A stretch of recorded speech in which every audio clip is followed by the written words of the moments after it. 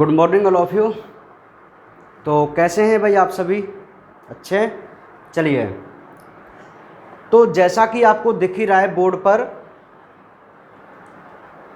पर जो आपको दिख रहा है एक बहुत बड़ी टेबल सी जो आपको दिख रही है। मैं आपको बता दूं कि ये जो टेबल है ना, वो अपने विटामिन्स के बारे में, ठीक है।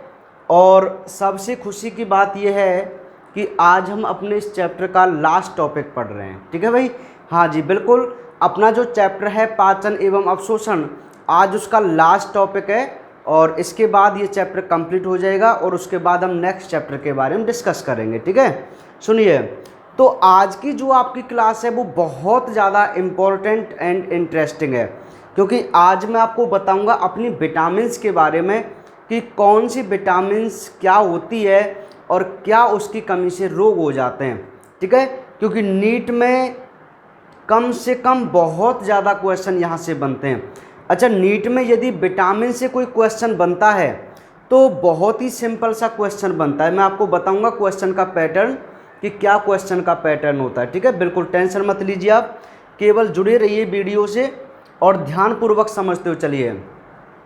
तो सबसे पहले तो आपको क्या करना है, पहला काम तो आप यही कीजिए, अभी अपनी वीडियो को 1080 पिक्सल पर ले जाकर उसको फिर रोक कर और फिर इसका स्क्रीनशॉट लीजिए, फिर अपने किताब में इसको बनाना, कॉपी में, नोटबुक में ना। मैं भी हट रहा हूँ अभी आपके लिए, फटाफट से रोक कर और स्क्रीनशॉट लीजिए पहले इसका।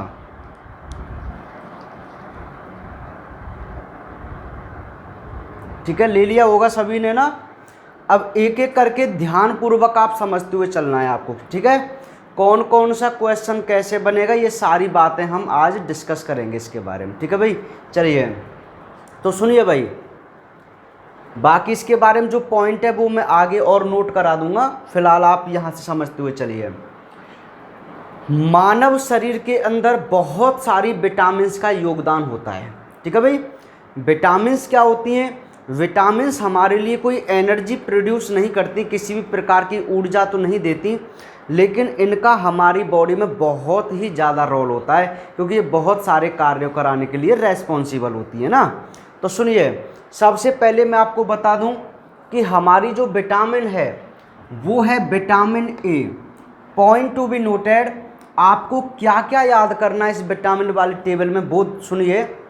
सबसे पहले आपको किसी भी विटामिन का रासायनिक नाम याद करना है, ये पहले टाइप का क्वेश्चन है, ध्यान सुनना मेरी बात। पहला क्वेश्चन, आपको प्रत्येक विटामिन का रासायनिक नाम याद होना चाहिए, ठीक है। सेकंड क्वेश्चन, यदि कोई इंपॉर्टेंट स्रोत हैं तो इंपॉर्टेंट स्रोत जो मैं आपको बता दूंगा आपको वही याद करना है, ठीक है। और कोई इसका इंपॉर्टेंट यदि कार्य है, इंपॉर्टेंट कार्य जो अपने आप में यूनिक हो, विशिष्ट हो, हमें वो कार्य भी समझना है।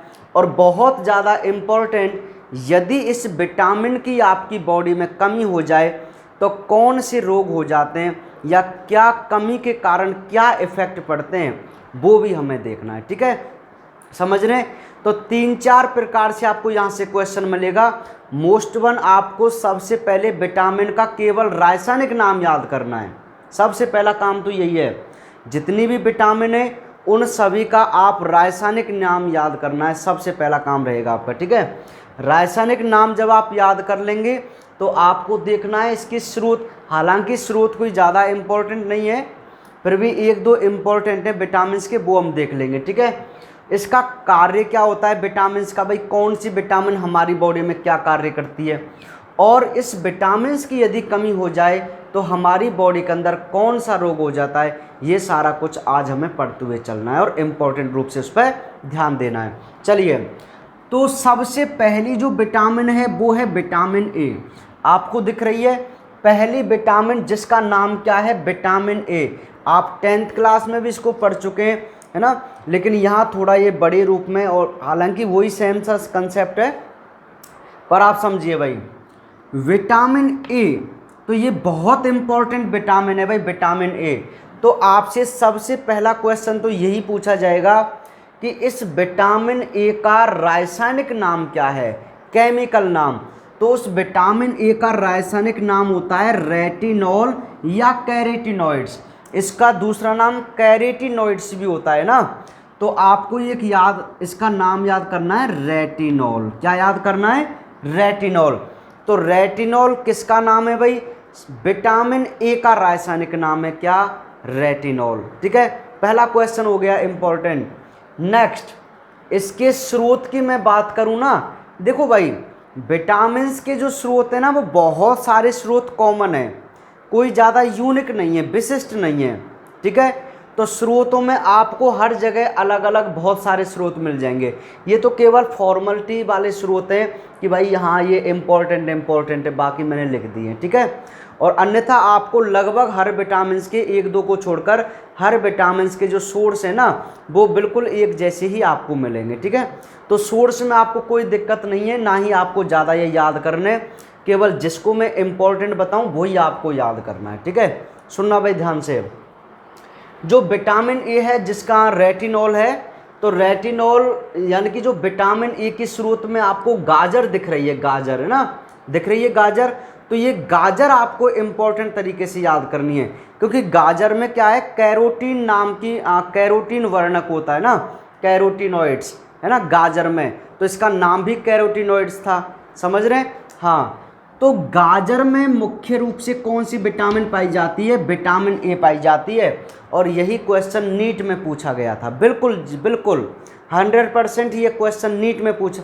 अरे नीट का मतलब है पहले AIPMT वगैरह जो चलता था उसमें ये क्वेश्चन पूछा गया था कि विटामिन ए के निम्न में से स्रोत कौन है, तो अब उसमें ये एक विशिष्ट ऑप्शन था गाजर।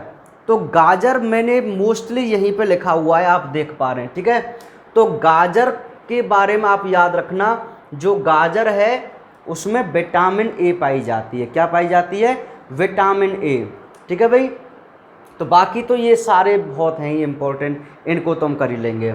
अच्छा, कार्य की यदि मैं बात करूं कि भाई विटामिन ए का कार्य क्या है हमारे शरीर में, तो आप देख पा रहे हैं विटामिन ए का कार्य होता है देखने में सहायक।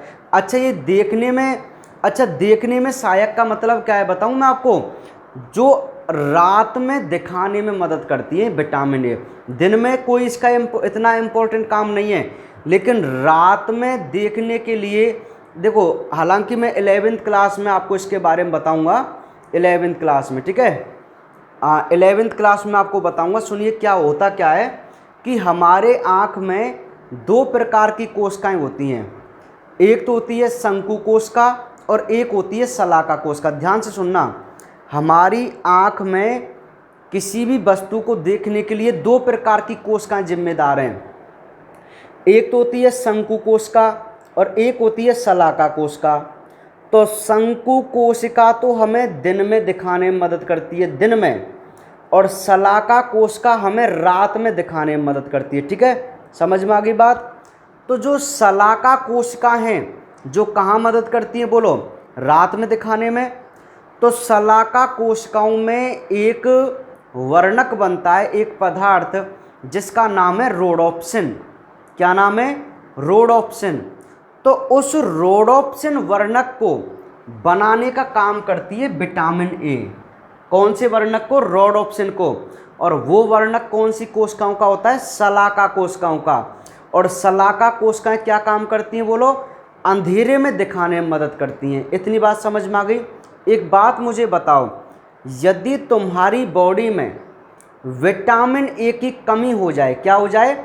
विटामिन ए की कमी, तो बोलो रोडोप्सिन नाम का वर्णक बनेगा क्या? आप बोलेंगे सर बिल्कुल नहीं बनेगा। और जब तक रोडोप्सिन वर्णक नहीं बनेगा तो आपकी जो शलाका कोशिकाएं ना वो प्रॉपर काम नहीं कर पाएंगी, और शलाका नहीं कर पाएंगी तो आपको रात में दिखाई नहीं देगा। और माय डियर स्टूडेंट्स, आप उसी डिजीज को कहते हैं रतौंधी, यानी कि नाइट ब्लाइंडनेस। ठीक है, तो समझ में आ गया रतौंधी रोग क्या होता है? विटामिन ए की कमी से कौन सा रोग हो जाएगा बोलो? आप बोलेंगे सर रतौंधी रोग हो जाएगा। कौन सा रोग हो जाएगा विटामिन ए की कमी से? रतौंधी रोग। अब ये क्या है रतौंधी रोग? मैं आपको बता देता हूँ। रतौंधी, जिसको आप नाइट ब्लाइंडनेस कहते हैं, क्या कहते हैं? Night blindness. मतलब ये ऐसा रोग है जिसमें किसी व्यक्ति को शाम से दिखाई नहीं देता। ऐसे कुछ होते हैं ना, दिन में तो उनको दिखाई देता है, लेकिन शाम होती है या रात होती है तो रात में उनको बिल्कुल भी दिखाई नहीं देता। आप उस डिजीज को कहते हैं क्या? रतौंधी रोग। इंग्लिश में बोले तो नाइट ब्लाइंडनेस। अब इसका कंसेप्ट आपको समझ में आया कि आखिर ये रतौंधी रोग हुआ क्यों? विटामिन ए की कमी से। क्योंकि हमारी बॉडी में दो प्रकार की कोशिकाएं देखने में मदद करती हैं, एक शंकु, एक शलाका। चैप्टर है अपनी 11th में पढ़ेंगे, इसके बारे में डिस्कस करेंगे। तो शलाका कोशिका तो अंधेरे में दिखाती हैं और शंकु कोशिका दिन में दिखाती हैं। तो शलाका कोशिका जो रात में देखने में सहायक हैं, उनमें एक वर्णक बनता है रोडोप्सिन नाम का वर्णक। वो रोडोप्सिन वर्णक किससे बनता है? विटामिन ए से। समझ गए? तो यदि विटामिन ए है तो रोडोप्सिन वर्णक बनता जाएगा और तुम्हें देखने में कोई भी दिक्कत नहीं आएगी। लेकिन यदि विटामिन ए की कमी हो गई तो आपके क्या होगा भाई? रतौंधी नाम का रोग हो जाएगा, अर्थात आपको रात में दिखाई नहीं देगा। तो समझ गए क्या है रतौंधी रोग? कौन सी विटामिन की कमी से हो रहा है? विटामिन ए की कमी से। ठीक है, विटामिन ए की कमी से, जिसका रासायनिक नाम क्या है? रेटिनॉल। एक और डिजीज है जीरोप्थैल्मिया। आप एक तो रतौंधी रोग हो गया, एक जीरोप्थैल्मिया रोग हो गया। तो जीरोप्थैल्मिया रोग क्या है? आँख सूख जाती है, मतलब आँख में जो लिक्विड होता है ना उसमें कमी आ जाती है तो सूख जाती है आँख। ठीक है, समझ रहे हैं?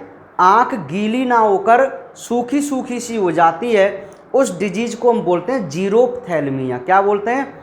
जीरोप्थैल्मिया। तो ये इम्पॉर्टेंट दो डिजीज हो जाती हैं विटामिन ए की कमी से।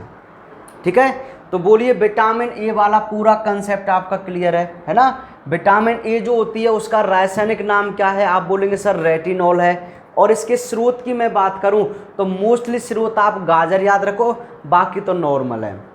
मछली का यकृत तेल, जो फिश होती है ना मछली का जो यकृत है ना उसके अंदर से जो ऑयल निकलता है ना उसमें मोस्टली विटामिन ए और विटामिन डी पाई जाती है। मोस्टली विटामिन ए और विटामिन डी पाई जाती है ना। बहुत इंपॉर्टेंट स्रोत है ये विटामिन ए और विटामिन डी का, मछली का यकृत तेल। कार्य विटामिन ए का देखने में सहायक, रोग रतौंधी और जीरोप्थैल्मिया। ठीक है, इतनी बात क्लियर है। चलिए आगे चलें। अब बहुत इंपॉर्टेंट विटामिन आपकी, जिसको आप कहते हैं विटामिन डी। क्या कहते हैं? Vitamin D. और मैं आपको बता दूं ये विटामिन डी एक विटामिन नहीं है, यह एक प्रकार का हार्मोन है। क्या है? हार्मोन। तो जगह कम होने की वजह से मैंने लिखा नहीं है, आप इसको ना कहीं भी लिख सकते हैं। विटामिन डी एक प्रकार का हार्मोन है।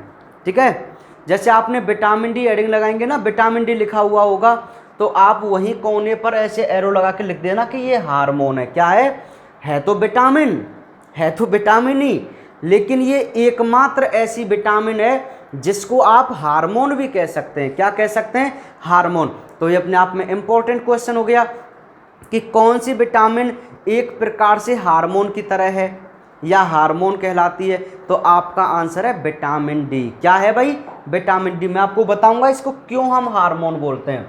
तो पहले इसके बारे में सुन लीजिए। हमारी सेकंड विटामिन है विटामिन डी। ठीक है भाई।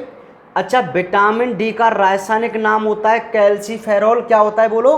कैल्सीफेरॉल। आपको दिखाई दे रहा है ना? अच्छा, विटामिन डी के स्रोत आपको जरूर याद करने। विटामिन डी के स्रोत अब ये इंपॉर्टेंट बता दिए मैंने, तो ये आपको याद करने। तो सबसे पहला है मछली का यकृत तेल। अब सुनिए, राजस्थान पुलिस में इससे पहले जो एग्जाम हुआ था ना, राजस्थान पुलिस में एक क्वेश्चन आया था कि मछली के यकृत तेल में कौन सी विटामिन सर्वाधिक होती है। कौन सी विटामिन सर्वाधिक, उसने सर्वाधिक मात्रा पूछी थी। तो सर्वाधिक मात्रा होती है विटामिन डी की और उससे थोड़ी कम होती है विटामिन ए की। अधिकांश बच्चे इस क्वेश्चन को गलत करके आए थे, अधिकांश बच्चे। ठीक है, बिल्कुल। लेकिन जब उस समय मैं जनरल साइंस भी पढ़ाता था कोचिंग कंपटीशन क्लास में, तो मैंने स्पष्ट लिखाया था बच्चों को कि विटामिन डी सर्वाधिक और विटामिन ए दूसरे नंबर पर है। ठीक है, तो वही क्वेश्चन राजस्थान पुलिस में पूछा था, डिटो। ठीक है, तो मछली का यकृत तेल जो होता है ना, उसमें विटामिन डी सर्वाधिक मात्रा में पाई जाती है और दूसरे नंबर पे होती है विटामिन ए। अधिकांश बच्चे विटामिन ए करके आए थे उसमें। ठीक है, समझ रहे ना। इनके लिए स्टडी करनी पड़ती है कि डेटा कौन सा सही है। ऐसे क्वेश्चनों के लिए ना ऐसे क्वेश्चनों के लिए वही टीचर सक्सेस होता है जो डेटा कंटेंट दे, है ना, अच्छे वाले डेटे स्टडी करके बहुत सारी बुकों से ना, समझ पा रहे हैं, ताकि बच्चों को किसी भी प्रकार की कन्फ्यूजन नहीं हो। ठीक है, तो मछली का जो यकृत तेल होता है उसमें विटामिन डी पाई जाती है। और एक बहुत इंपॉर्टेंट बात मैं आपको बता दूं, आपने सुना भी होगा कि जो विटामिन डी है ना, विटामिन डी हमें किसी भोजन से नहीं मिलती, हमें भोजन से नहीं मिलती, इससे तो मिल जाती है, हमें भोजन से नहीं मिलती। इस विटामिन को हम अपनी बॉडी के अंदर खुद बना सकते हैं। ठीक है, और इसलिए हम इसको क्या बोलते हैं, हार्मोन बोलते हैं। क्या बोलते हैं, हार्मोन, क्योंकि जो भी हार्मोन है वो आपकी बॉडी के अंदर ही तो बनते हैं, हार्मोन आपकी बॉडी के अंदर ही बनते हैं ना। तो सेम उसी प्रकार जब आपकी विटामिन डी आपकी बॉडी में बनती है तो हम कह सकते हैं कि भाई ये तो विटामिन नहीं है, क्योंकि विटामिन तो हम भोजन से ग्रहण करते हैं, इसे तो हम अपनी बॉडी के अंदर बना रहे हैं। तो ये कौन है, ये एक प्रकार का हार्मोन है। ठीक है, इसलिए कहते हैं विटामिन डी को हार्मोन, क्योंकि इस विटामिन का संश्लेषण हम अपनी बॉडी के अंदर कर लेते हैं। पॉइंट टू बी नोटेड, बहुत इंपॉर्टेंट पॉइंट है भाई, बहुत इंपॉर्टेंट पॉइंट है। लास्ट ईयर जब एग्जाम हुए थे 12th बायोलॉजी के, तो मेरा एक टॉपर बच्चा गलती से बाई मिस्टेक इस क्वेश्चन को गलत करके आया था, अन्यथा उसके 100 में से 100 मार्क होते बायोलॉजी में। ठीक है, इसी क्वेश्चन को गलत करके आया था, समझ पा रहे हैं, बिल्कुल कंफ्यूज हो गया, वो भूल गया। और बच्चे सही करके आए थे, लेकिन और तो सही करके आए थे, लेकिन वो गलत करके आ गया। उसमें कुछ ऐसा क्वेश्चन था कि मानव की त्वचा कौन से विटामिन को संश्लेषित करती है ना, उसको याद था। मैंने उससे पूछा, उनके सर मुझे याद था, लेकिन मैं पता नहीं कैसे मुझसे विटामिन ए लिख गया। मैंने बहुत इंपॉर्टेंट तरीके से इनको ये क्वेश्चन सारे लर्न करवाए थे, हालांकि और सभी का सही था वो, लेकिन जो अच्छा बच्चा था उसका गलत हो गया। वो हो जाता है, मिस्टेक हो जाती है। ठीक है, समझ रहे ना। तो आपको प्रत्येक पॉइंट बिल्कुल अच्छी तरीके से याद करना है, समझ रहे, हाँ बिल्कुल। तो विटामिन डी लिख रहा था और विटामिन ए उस पर लिख गया, समझ रहे ना। तो ये याद रखना है आपको कि मानव की त्वचा कौन से विटामिन का संश्लेषण करती है। आपका आंसर है सर विटामिन डी का संश्लेषण करती है। किसका, विटामिन डी का। बहुत सारे क्वेश्चन है, एक एक पॉइंट को आपको क्लियर करना है। एक तो आप विटामिन डी को क्या कह सकते हैं, हार्मोन कह सकते हैं। रासायनिक नाम क्या है इसका, कैल्सीफेरॉल है। ये सर्वाधिक मात्रा में मछली के यकृत तेल में, और इसे हम त्वचा के माध्यम से क्या कर सकते हैं, संश्लेषित। हमारी जो ये एपिडर्मिस है ना, ये मैं आपको बताऊंगा, ये सबसे बाहर की त्वचा है, इसको एपिडर्मिस कहते हैं। यहाँ पर क्रेटेनोसाइट्स अर्बेस्ट्रोल ऐसे नाम की कोशिकाएं होती हैं। वो कोशिकाएं क्या करती हैं, जो सूर्य की किरण होती है ना, सूर्य की किरण, आप बोलते हैं भाई सूर्य से हमें विटामिन डी प्राप्त होती है। अब वो कंसेप्ट सुन लो कैसे प्राप्त होती है। सूर्य की जो रेज होती हैं, अल्ट्रावायलेट रेज, यूवी रेज, है ना, या किरण जो है, वो जब हमारी त्वचा के अंदर प्रवेश करती है ना, त्वचा के अंदर प्रवेश करती हैं, तो इस त्वचा में जो क्रेटिनोसाइट्स नाम की कोशिकाएं, वो उस सनलाइट को लेकर उसको कन्वर्ट कर देती हैं विटामिन डी में। हमारी बॉडी के अंदर ऑलरेडी निष्क्रिय रूप में विटामिन डी होती है, निष्क्रिय रूप में, केवल सनलाइट से हम उसको सक्रिय करते हैं बस। ठीक है, तो विटामिन डी का निर्माण टोटली हमारी बॉडी के अंदर होता है ना, समझ पा रहे हैं। और सूर्य की क्या होनी चाहिए, उपस्थिति। तो हम कह सकते हैं भाई विटामिन डी का स्रोत सूर्य भी है। अरे सूर्य भी तो स्रोत हो गया, और त्वचा भी स्रोत है, और मछली का यकृत तेल भी स्रोत है। ठीक है, और वैसे विटामिन D2 और D3 के रूप में होती है, लेकिन आपको नहीं पढ़ना है, कंफ्यूज नहीं होना है, आपको केवल विटामिन डी ही याद करना है। ठीक है, चलिए, तो स्रोत की बात हो गई। अब इसके कार्य की मैं बात करूं तो ये कैल्शियम के अवशोषण में सहायक है ना, कैल्शियम के अवशोषण में। तो यदि कैल्शियम का अवशोषण होगा ना, तो आपकी हड्डियां मजबूत होंगी, क्योंकि आपकी हड्डियां कैल्शियम फॉस्फेट से बनी है। समझ रहे हैं? तो इसकी कमी यदि हो जाए तो सुनिए भाई, इसकी कमी यदि हो जाती है ना, तो बच्चों में तो होता है रिकेट्स रोग और बड़ों में होता है ऑस्टियोमलेशिया रोग। ये भी आपको याद रखना है। यदि आपकी बॉडी के अंदर विटामिन डी की कमी हो गई, भाई विटामिन डी का काम है कैल्शियम का अवशोषण करना, और कैल्शियम हमारी हड्डियों को मजबूत करता है। बोलो करेगा कि नहीं करेगा? अब ध्यान से सुनो, यदि कोई कारण से विटामिन डी की कमी हो गई, विटामिन डी की क्या हो गई? कमी हो गई, तो सिंपल सी बात है ना, हड्डियां कमज़ोर हो जाएंगी। तो बच्चों में जो हड्डियां कमज़ोर होती हैं या जो पैर हैं उनके मुड़ जाते हैं, ऐसे ना अपंग से हो जाते हैं, तो बच्चों में तो होता है रिकेट्स रोग, और बड़ों में होता है, वयस्कों में होता है ऑस्टियोमलेशिया रोग। ऑस्टियोमलेशिया एक ऐसा रोग है जिसमें हड्डियां कमज़ोर हो जाती हैं और टूटने लायक हो जाती हैं, मतलब क्षणभर से टूट जाती हैं हड्डियां, तो वो ऑस्टियोमलेशिया है। तो आपको ऐसे ही याद करना है कि बच्चों में तो रिकेट्स रोग होगा विटामिन डी की कमी से, और वयस्कों में होगा ऑस्टियोमलेशिया। एक एक पॉइंट याद करना है। और विटामिन डी को आप क्या कह सकते हैं? विटामिन डी को आप हार्मोन कह सकते हैं। मछली के यकृत तेल में पाया जाता है, त्वचा और सूर्य इसके स्रोत हैं। समझ गए? तो ये विटामिन डी है भाई, इसका रासायनिक नाम कैल्सीफेरॉल है। तो क्लियर है ये दो विटामिन।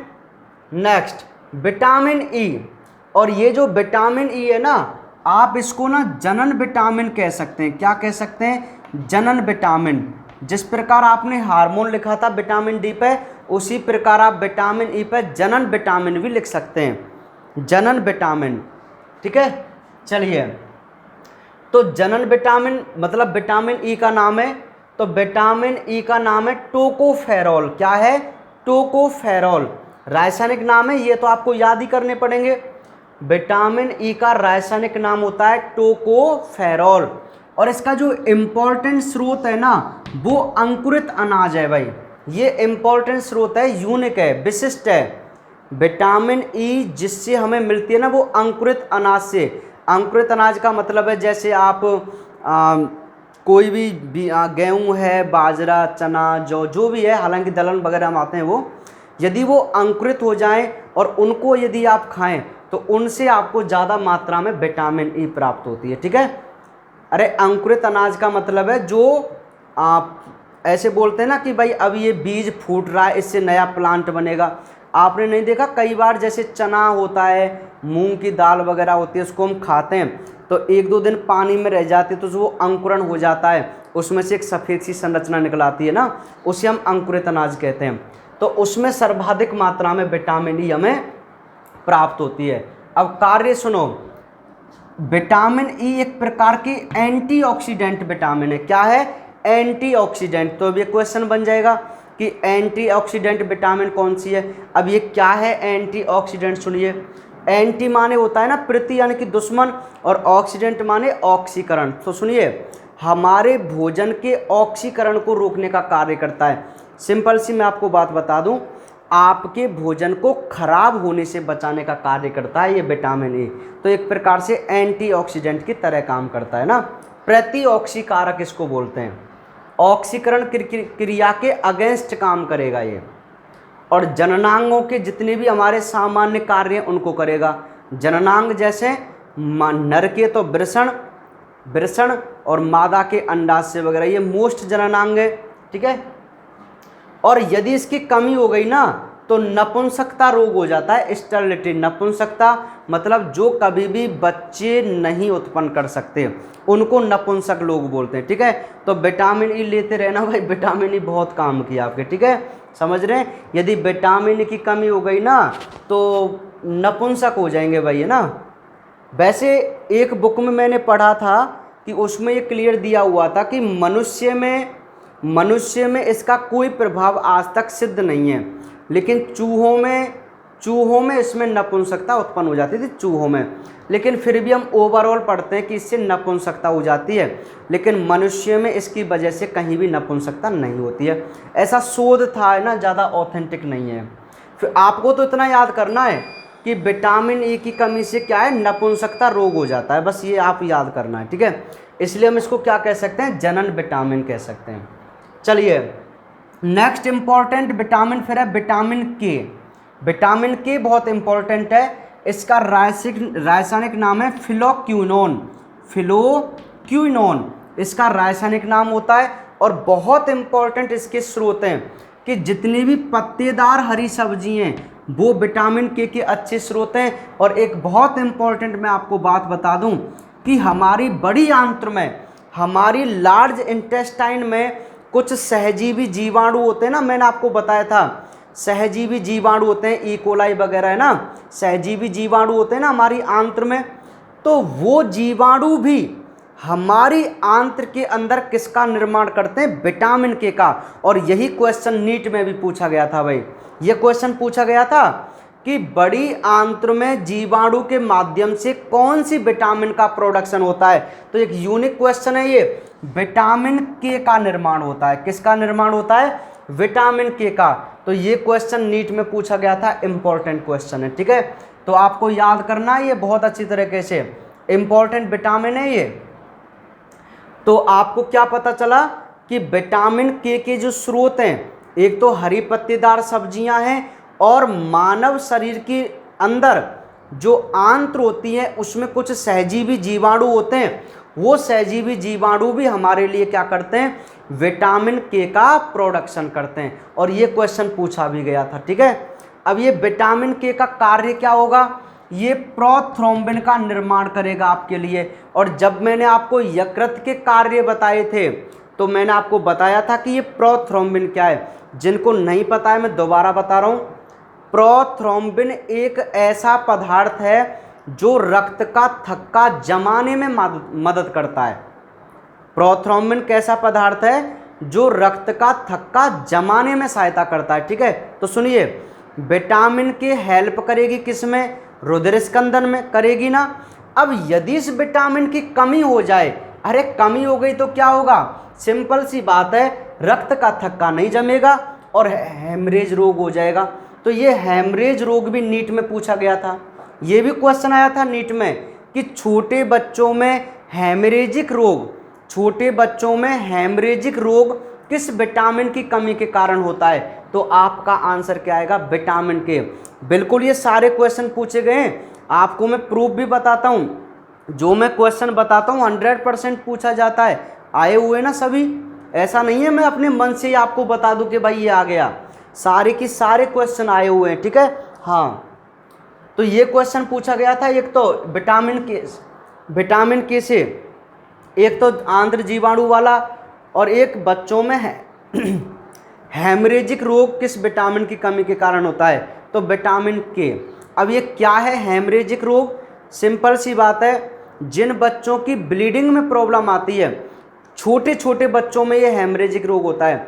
बहुत छोटे जो बच्चे होते हैं ना, कुछ दिनों के बच्चे, मतलब उन कुछ दिनों के बच्चों में यदि विटामिन के की कमी हो जाए तो उनकी जो ब्लीडिंग सिस्टम है या उनमें रक्त का थक्का नहीं जमता है, ब्लीडिंग होने लग जाती है, ब्लीडिंग रुकती नहीं है, उस रोग को हम हेमरेजिक रोग बोलते हैं ना। मतलब रक्त रुकता नहीं है, निकलने लग जाता है। तो ठीक है, समझ रहे ना, तो उसे हम हेमरेजिक रोग बोलते हैं। तो ये हेमरेजिक रोग किसकी वजह से होगा, विटामिन के की। अरे भाई होना ही है, क्योंकि विटामिन के का काम क्या है, रुधिर स्कंदन कारक का निर्माण करना। और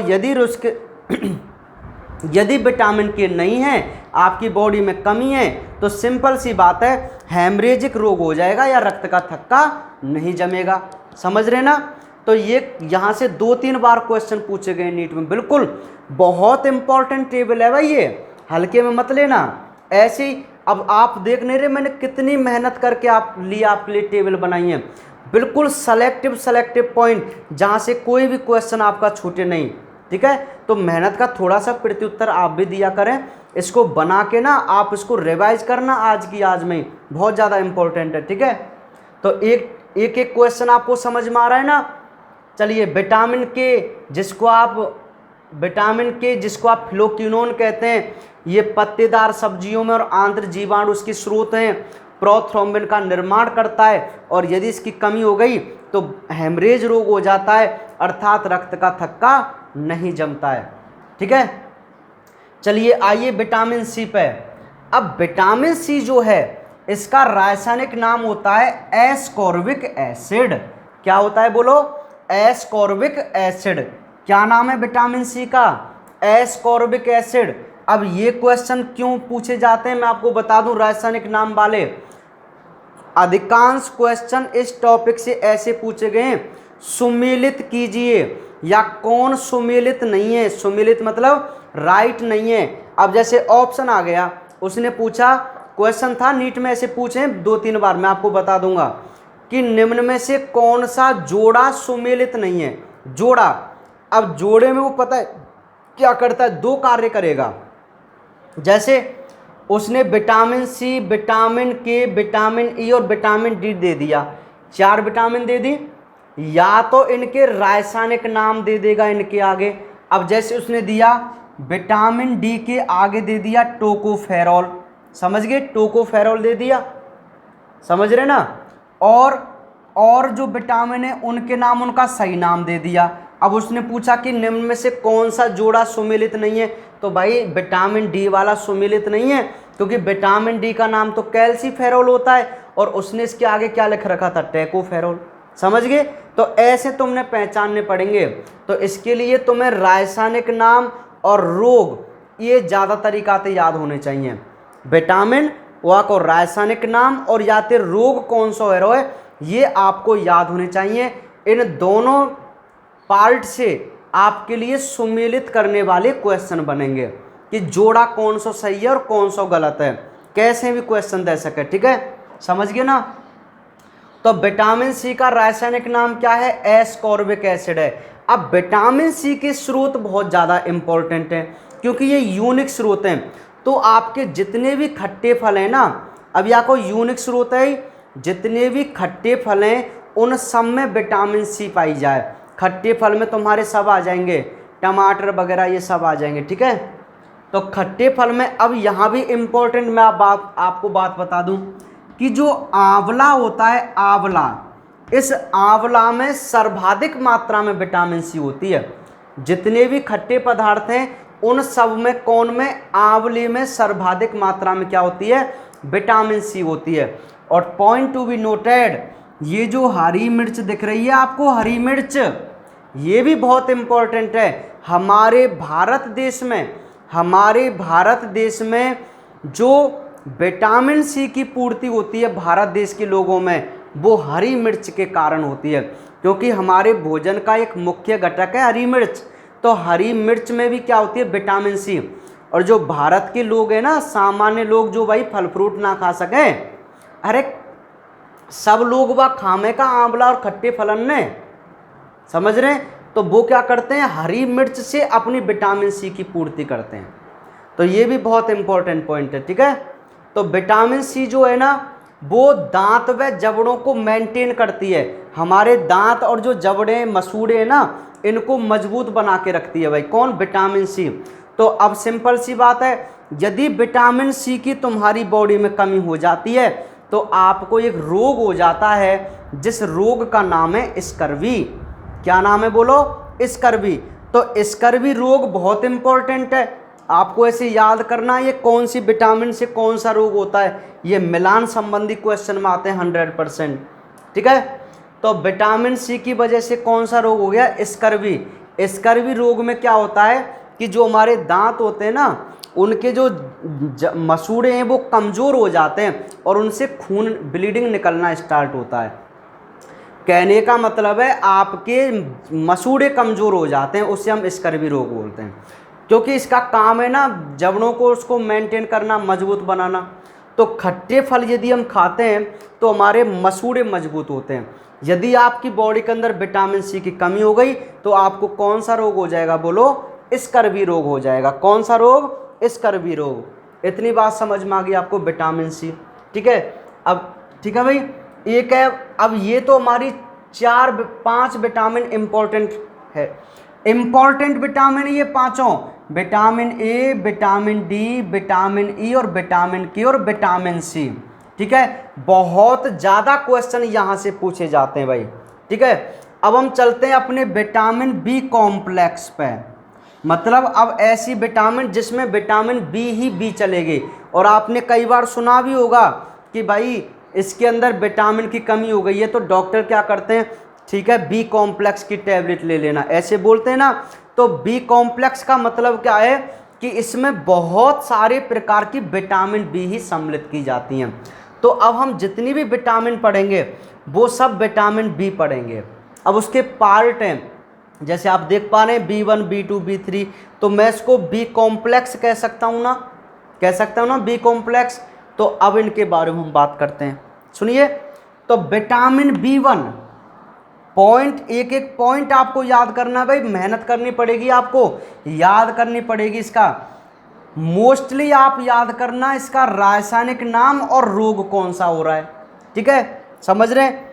तो विटामिन B1 जिसका रासायनिक नाम होता है थायामीन, क्या होता है भाई, थायामीन। तो स्रोतन ने तो अब तुम इनके ने देखो ही मत, बिल्कुल विटामिन बी कॉम्प्लेक्स के स्रोत तो आपको देखनी नहीं है, कुछ भी लिख देना, सब स्रोत हैं आके, देखना ही नहीं है आपको, समझ गए।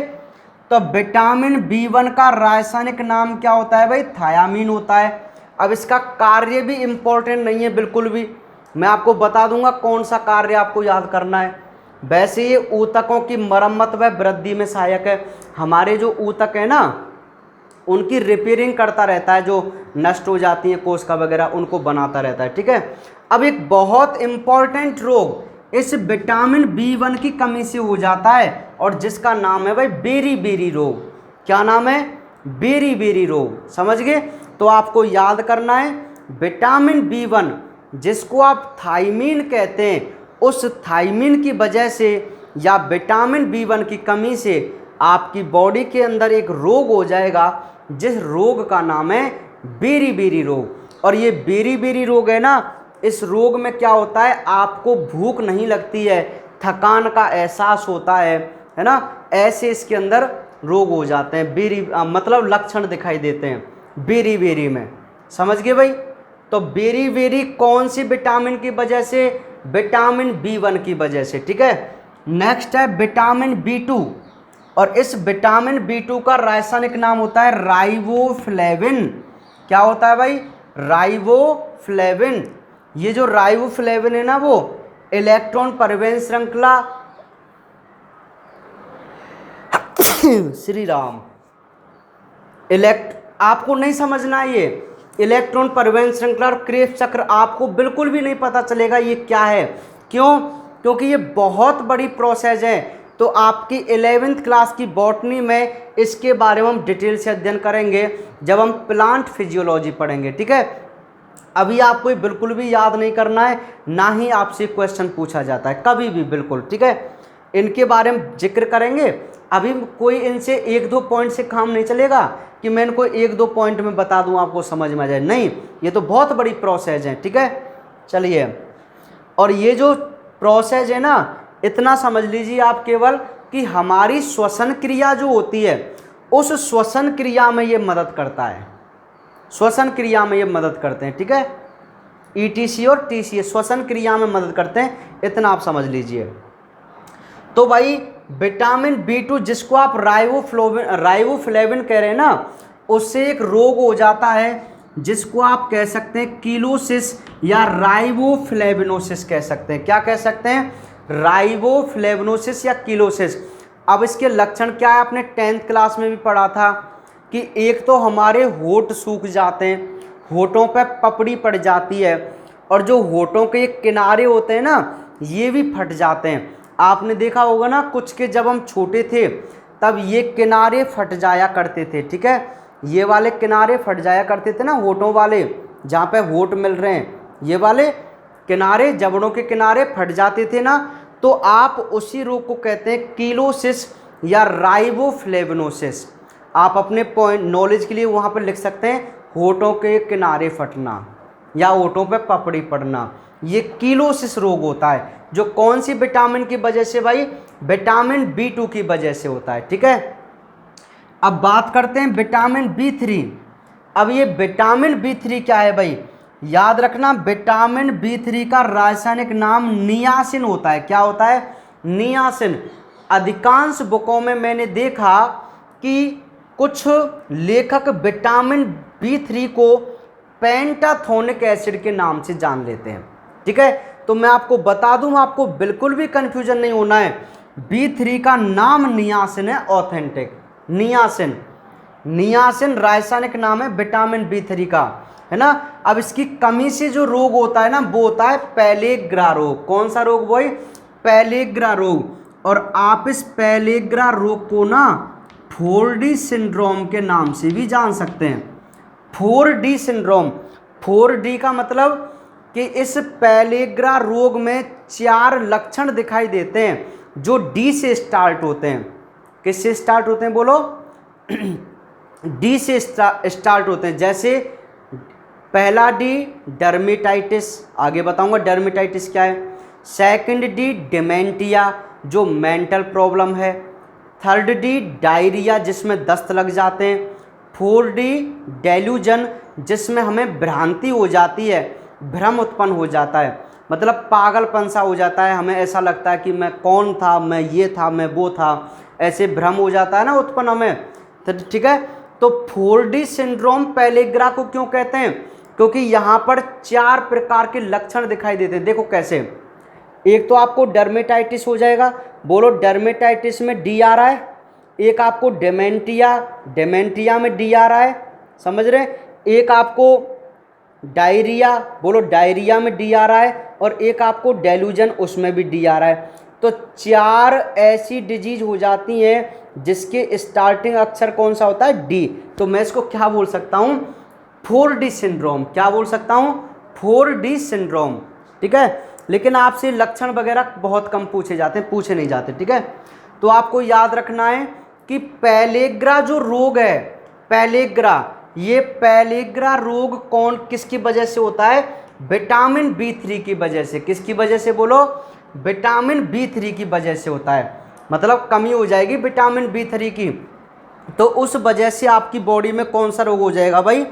पेलेग्रा रोग हो जाएगा। ठीक है, तो ये एक एक पॉइंट आपको याद करना है, सब सारे की सारे। ठीक है, चलिए अब नेक्स्ट बात करते हैं विटामिन B5 की। तो विटामिन B5 का नाम होता है पेंटाथोनिक एसिड। क्या है बोलो? Pantothenic acid. और इसका काम है कि एक हमारी त्वचा है ना, उसको त्वचा को बिल्कुल फ्रेश बना के रखता है, मजबूत। और इसकी कमी यदि हो गई तो आपको डर्मेटाइटिस रोग हो जाता है। क्या हो जाता है? डर्मेटाइटिस। देखो डर्म जो शब्द है ना, डर्म, वो हमारी त्वचा के लिए है। डर्म माने आप त्वचा कह सकते हैं, यो मानो त्वचा को इंग्लिश में आप डर्म कह सकते हैं। ठीक है, तो डर्मेटाइटिस एक ऐसी डिजीज है जिसमें हमारी त्वचा पर एलर्जी हो जाती है, यानी कि त्वचा पे खुजली चलती है, इन्फेक्शन हो जाता है, लाल लाल दाने पड़ जाते हैं। तो उस रोग को हम कहते हैं डर्मेटाइटिस। क्या कहते हैं? डर्मेटाइटिस। तो ये डर्मेटाइटिस जो रोग है वो किसकी वजह से हो रहा है? पेंटाथोनिक एसिड की वजह से, यानी कि विटामिन B5 की वजह से हो रहा है। ठीक है, अब है विटामिन B6। विटामिन B6 का रासायनिक नाम होता है पायरिडॉक्सिन। और अब ये कार्य वाले छोड़ो, उसके मैं बता दूंगा जो इंपॉर्टेंट है। पायरिडॉक्सिन, ये पायरिडॉक्सिन की कमी यदि हो जाए तो आपको एनीमिया हो जाता है। क्या हो जाता है? एनीमिया। तो सुनिए भाई, जो एनीमिया शब्द है ना, एनीमिया, वो होती है रक्त में कमी। एनीमिया यदि आप शब्द देखें ना, आपको कहीं भी एनीमिया, तो उस एनीमिया शब्द का मतलब होता है रक्त में क्या हो गई है? कमी हो गई है। और रक्त में कमी का मतलब क्या है? आरबीसी की संख्या कमी, मतलब आरबीसी नष्ट हो चुकी हैं। तो एनीमिया रोग हो जाता है पायरिडॉक्सिन की वजह से, यानी कि आपकी रक्त की क्या हो जाती है? कमी हो जाती है। नेक्स्ट है विटामिन B7, जिसको विटामिन H भी कहते हैं या बायोटिन भी कहते हैं। ठीक है, तो विटामिन B7 है ना, जिसको बायोटिन कह रहे हैं, उसकी वजह से क्या होता है? आपके बाल झड़ते हैं। क्या झड़ते हैं भाई? बाल। तो बाल जो झड़ते हैं ना, वो विटामिन B7 की कमी से झड़ते हैं। ये आपको याद करना है। अब ये 2 विटामिन बहुत इंपॉर्टेंट है, एक है विटामिन B9 और एक है विटामिन B12। ठीक है, तो सुनिए, विटामिन B9 जो होती है ना, विटामिन B9 याद करना बहुत इंपॉर्टेंट है।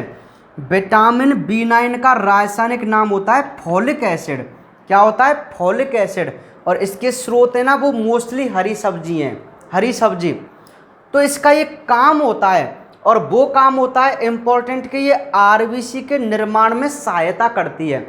फॉलिक एसिड जो है वो आरबीसी के निर्माण में सहायता करती है, और यदि इसकी कमी यदि हो गई तो आपको मेगालोब्लास्टिक एनीमिया हो जाता है।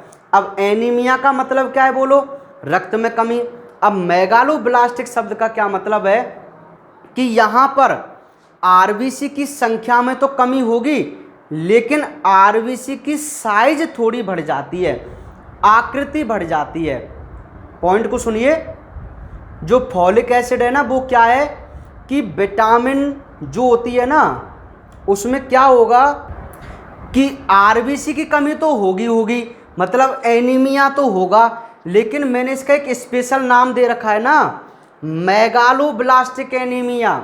तो इसका मतलब है कि आरबीसी का जो साइज है उसमें थोड़ी वृद्धि हो जाती है, मतलब बड़ी आकृति की आरबीसी हो जाती हैं, लेकिन उनकी संख्या घट जाती है। तो उसे हम बोलते हैं मेगालोब्लास्टिक एनीमिया, मेगालोब्लास्टिक एनीमिया। तो ये मेगालोब्लास्टिक एनीमिया किसकी वजह से?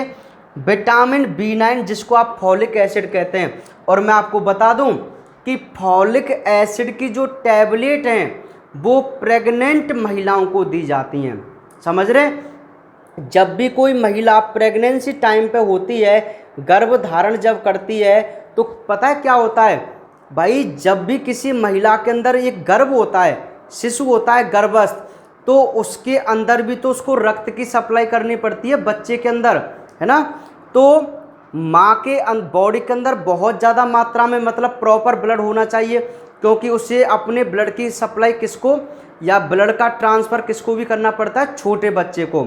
उसके माध्यम से उसको भोजन वगैरह मिलता है, ठीक है। तो उस समय माँ के शरीर में रक्त की क्या हो जाती है? कमी हो जाती है। या जब डिलीवरी होती है तब भी बहुत सारा ब्लड निकलता है, डिलीवरी होती है तो डिलीवरी होगी तब बहुत सारा ब्लड निकलता है माँ के बॉडी के अंदर से। तो यदि ऑलरेडी उसके अंदर ब्लड कम होगा ना, तो उस माँ की मृत्यु होने के चांसेस हो जाते हैं। तो हमें क्या करना होता है? डिलीवरी से पहले ही उसको फॉलिक एसिड की टैबलेट प्रोवाइड की जाती हैं, ताकि उसकी बॉडी के अंदर प्रॉपर ब्लड लेवल बना रहे। समझ रहे? तो फॉलिक एसिड की टैबलेट प्रेग्नेंट महिलाओं को दी जाती हैं भाई हमेशा ही।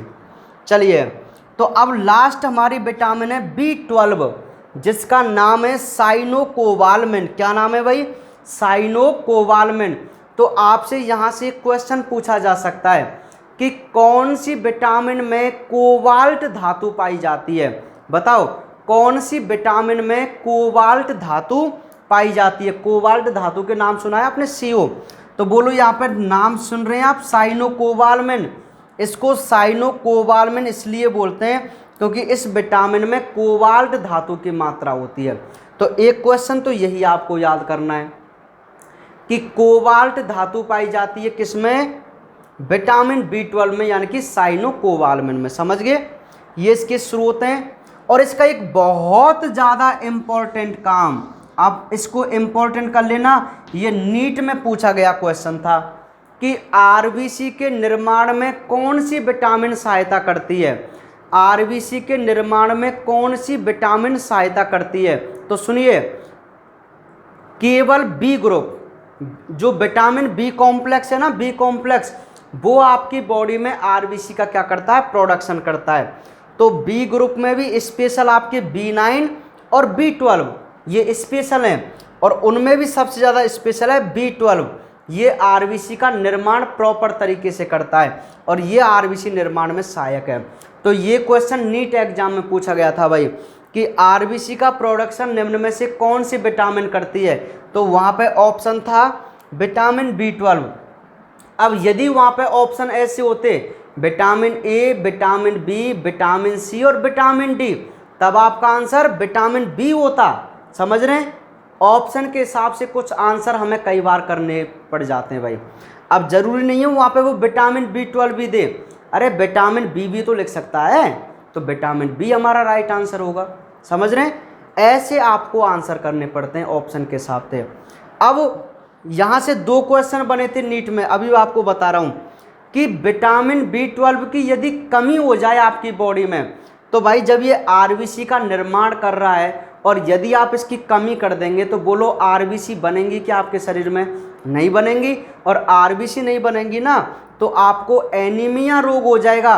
लेकिन पॉइंट टू बी नोटेड, यहाँ पे जो मैंने एनीमिया रोग लिखा हुआ है ना, वो पर्नीशियस एनीमिया रोग लिखा हुआ है। बोलो क्या लिखा हुआ है? पर्नीशियस एनीमिया लिखा हुआ है ना, पर्नीशियस एनीमिया। तो ये पर्नीशियस एनीमिया पता क्या है? ये वो कंडीशन है जब बिल्कुल मृत्यु के नज़दीक होता है व्यक्ति। समझ रहे हैं? कहने का मतलब है पर्नीशियस एनीमिया वो कंडीशन है जब आपकी बॉडी के अंदर बहुत ही कम मात्रा में ब्लड हो, मतलब मरणासन स्थिति वाली कंडीशन, उसको पर्नीशियस एनीमिया बोलते हैं। ठीक है, तो यहाँ से भी नीट में क्वेश्चन बना हुआ था। ठीक है, तो पर्नीशियस एनीमिया कौन सी विटामिन की वजह से? बोलो विटामिन B12 की वजह से, जिसको आप क्या कहते हैं? साइनोकोबालामिन कहते हैं। ठीक है भाई, तो ये आपकी विटामिन हैं भाई, 100% आपके लिए नीट के लिए ज़्यादा इंपॉर्टेंट है। ठीक है, बिल्कुल कोई एग्जाम में आपसे क्वेश्चन नहीं पूछा जाएगा ईयरली एग्जाम वगैरह में, लेकिन अब हालांकि आपके सिलेबस में नहीं है ये, मेरा मतलब है 11th NCERT बुक में नहीं है। 11th लेवल यदि मैं आपको पढ़ाऊँ ना तो इस विटामिन का जिक्र ही नहीं है, लेकिन नीट में तो यहाँ से क्वेश्चन आते हैं, तो हमें ये पूरा पुटअप करना पड़ता है बड़ी बड़ी बुकों से। समझ रहे ना? बिल्कुल। अब ज़रूरी नहीं है कि आपको NCERT पढ़ाएं पूरी बस, क्योंकि NCERT में पूरा मैटर नहीं है। समझ रहे हैं? कुछ मैटर वहाँ पे छुड़ा हुआ है, तो वो हमारी रेस्पॉन्सिबिलिटी है उसको पूरा करना।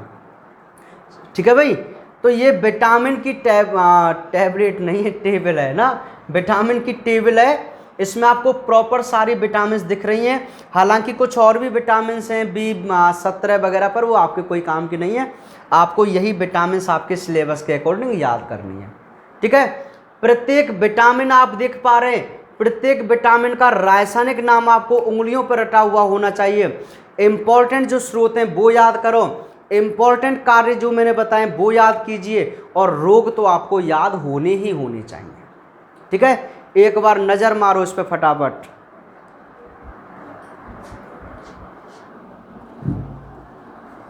देखो एक बार फटाफट से लर्न कीजिए इसको, 1 मिनट।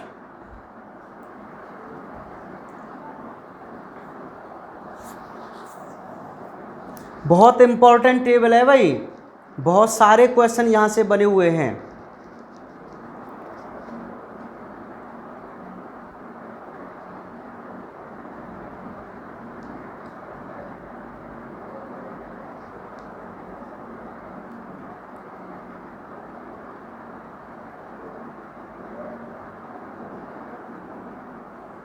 ठीक है,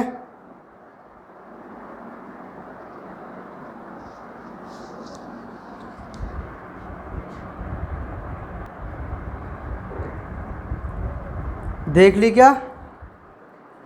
चलिए अब सुनो, अब सभी बच्चे अपनी नोटबुक निकालें। पहले पेन ले लो, हथियारन संभाल लो, मतलब पेन ले लिए, नोटबुक ले ली।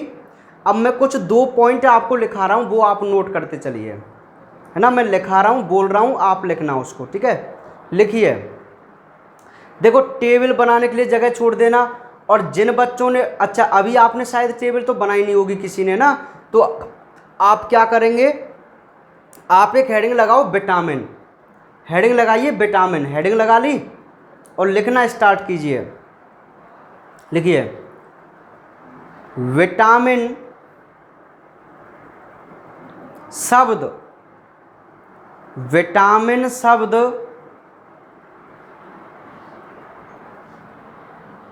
अब मैं यहां पर शब्द लिख रहा हूं, सी फंक, वैज्ञानिक है सी फंक, 1911 वैज्ञानिक है सी फंक, जिसका नाम पूरा नाम है कैजमर फंक, पूरा नाम है कैजमर, पर आपको क्या मतलब है, आपको सी फंक याद रखना है। लिखिए विटामिन शब्द सी फंक ने, विटामिन शब्द सी फंक ने 1911 में दिया, 1911 में दिया।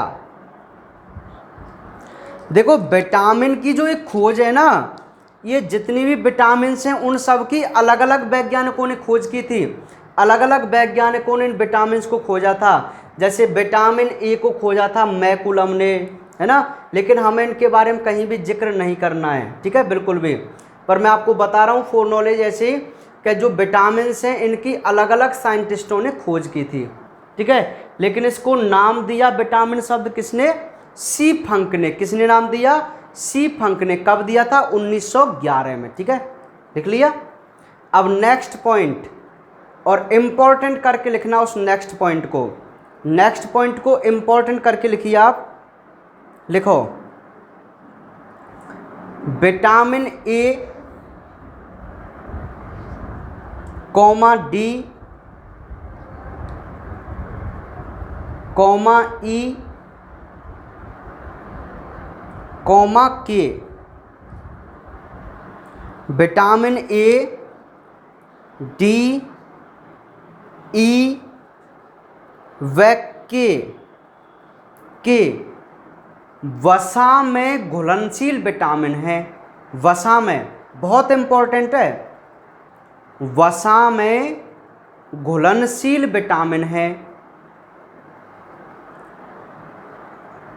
4 विटामिन कौन कौन सी? ए, डी, ई व के वसा में घुलनशील विटामिन है।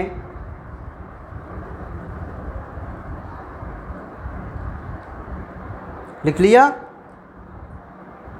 वसा में घुलनशील विटामिन है। नेक्स्ट पॉइंट, इसको भी इंपॉर्टेंट करके लिखो, विटामिन बी, ए बी वाली है ना वही, विटामिन बी व विटामिन सी, विटामिन सी